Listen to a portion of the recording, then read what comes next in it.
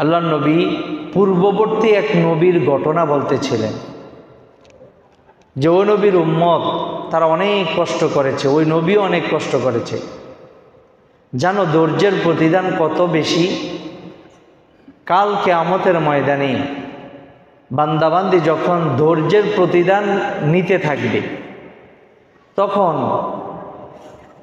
অন্য মানুষ যারা ধৈর্য কম ধরছে বা ধরে নেই, তাদের ঈর্ষা লাগবে, তাদের কষ্ট লাগবে।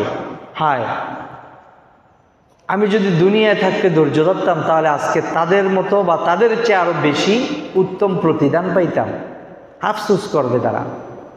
এবং হাদিসের ভিতরে আসছে যে ধৈর্যের প্রতিদান যারা পাবে তাদেরও একটা আফসোস থাকবে।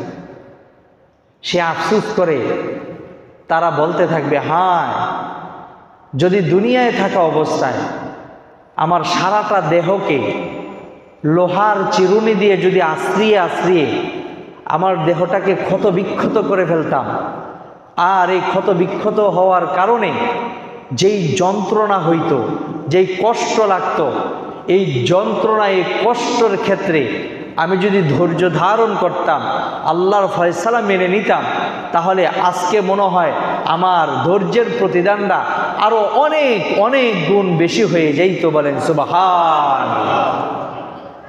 এজন্য আমার বন্ধুরা, দুনিয়ার যে কোনো কাজ করতে গেলে কি লাগে? আর ধৈর্যের প্রতিদান ভালো না মন্দ? ভালো। ইন্নামা ইউওয়াফাস সাবিরুনা আজরাহুম বিগাইরি হিসাব। যে ধৈর্যশীলদের প্রতিদান আল্লাহ দিবেন হিসাব করে না হিসাব ছাড়া? হিসাব ছাড়া। বিগাইরি হিসাব বলছেন আল্লাহ, হিসাব ছাড়া তাদেরকে প্রতিদান দান করবেন। আল্লাহু আকবার।